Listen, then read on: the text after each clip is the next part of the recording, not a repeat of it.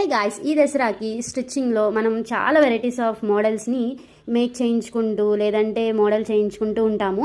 So అలా కాకుండా మనం చేతికి వేసుకునే బ్యాంగిల్స్ని కూడా చాలా వెరైటీగా వేసుకోవచ్చు అనేది నా వీడియో అనమాట. And 9 days 9 models of bangles.